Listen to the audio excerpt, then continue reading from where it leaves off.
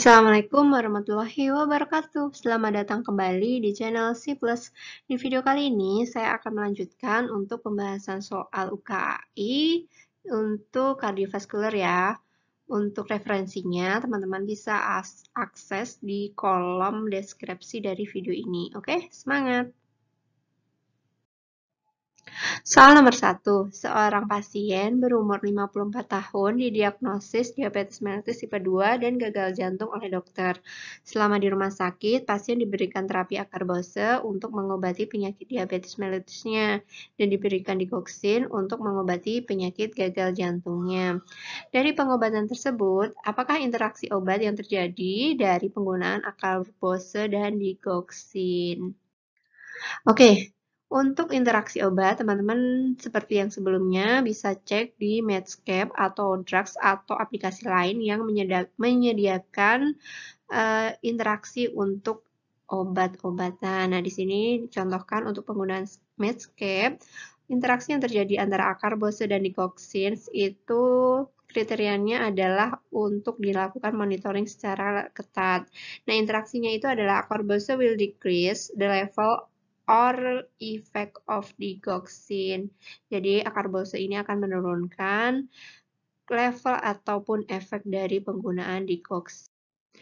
Nah, di sini sama ya untuk interaksi yang ditampilkan pada aplikasi dari drugs.com bahwa digoxin dan akarbose ini memiliki interaksi dan kriterianya adalah di sini moderate. Nah, co-administration with akarbose may decrease the plasma concentration of digoxin. Sama ya, penekanannya di sini adalah dapat menurunkan plasma konsentrasi dari penggunaan digoxin. Nah, ini di sini dikatakan mekanismenya masih belum jelas, tapi mungkin akan dipengaruhi oleh absorpsi dari digoxin. Oke, seperti itu. Dan adanya alterasi dari transit time-nya di saluran cerna. Jadi, untuk soal nomor 1, jawabannya adalah A ya, penurunan konsentrasi serum digoxin oleh akarbose. Untuk soal nomor 2, interaksi obat apa yang mungkin terjadi apabila pasien mengkonsumsi obat simvastatin dan gemfibrozil secara bersamaan? Nah, soal ini juga membicarakan terkait interaksi obat. Di sini ditampilkan untuk contoh interaksi yang ditampilkan dari Medscape adalah kontraindikasi untuk penggunaan kedua obat tersebut. Jadi, interaksi apa yang terjadi di sini adalah may increase risk of myopathy. Jadi, meningkatkan resiko terjadinya miopati sehingga dikontraindikasikan. Nah, kemudian untuk interaksi yang dihasilkan dari drugs.com dikatakan bahwa interaksi gemfibrozil dan simvastatin ini adalah golongannya mayor sehingga dikontraindikasikan. Ada juga di situ dilaporkan adanya kejadian keparahan miopati dan rhabdomyolysis pada pasien yang menggunakan obat golongan HMG-CoA reduktase inhibitors dan fibric acid derivat dari turunan asam fibrat. Seperti itu. Nah, namun di sini dikatakan bahwa sebenarnya rhabdomyolysis ini jarang terjadi. Jadi, lebih sering terjadinya itu adalah keparahan dari miopatinya. Dan di sini manajemennya dikatakan bahwa concomitant use of simvastatin and gemfibrozil is considered contraindicated by the manufacturer of simvastatin. Jadi, memang sudah dituliskan secara jelas diklaim bahwa penggunaan kedua obat tersebut adalah dikontraindikasikan. Oke, jadi soal nomor 2 ini jawaban yang paling tepat adalah D ya, miopati, walaupun sebenarnya ada juga yang mengalami rhabdomyolysis, tapi di sini lebih ke miopatinya pasien. Untuk soal nomor 3, seorang pasien dibawa ke rumah sakit dan didiagnosa stroke iskemik.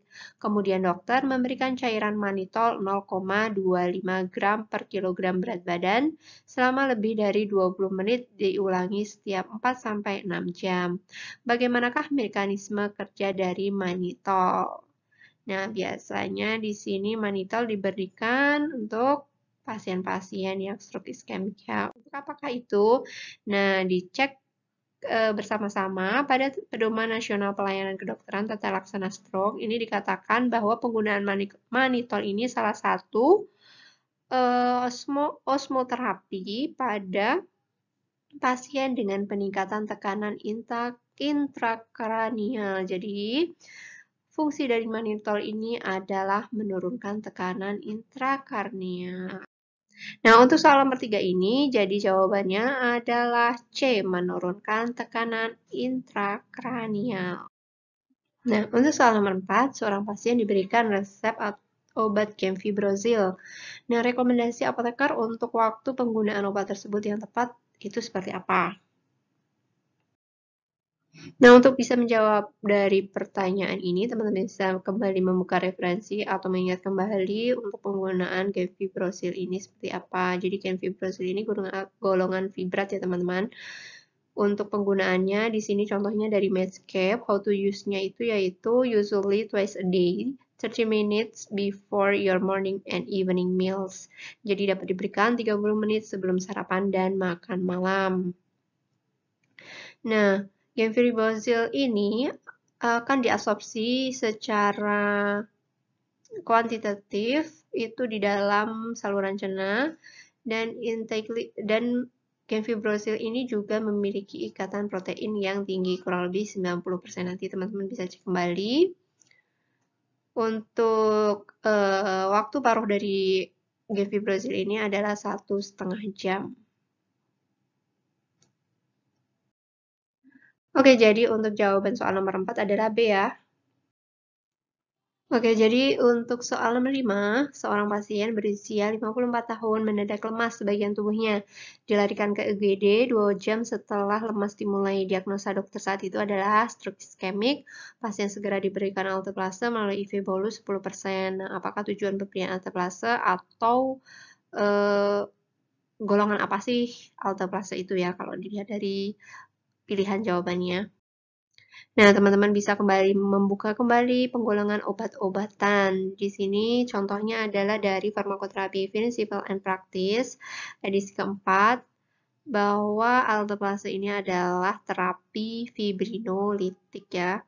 Digunakan pada pasien-pasien stroke iskemik, namun perlu diingat bahwa penggunaan alteplase ini tidak sembarang orang bisa diberikan, ada kriteria khusus yang harus dipenuhi dan harus memenuhi juga kriteria eksklusinya. Maksudnya jika terdapat kriteria eksklusi di situ, maka pasien tidak bisa diberikan terapi ini.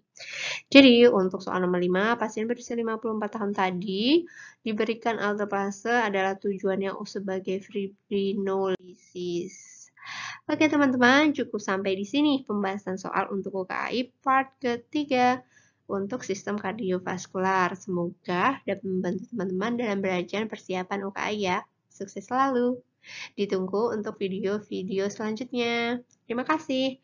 Jangan lupa like, comment, share, dan klik notifikasi dan subscribe untuk channel ini.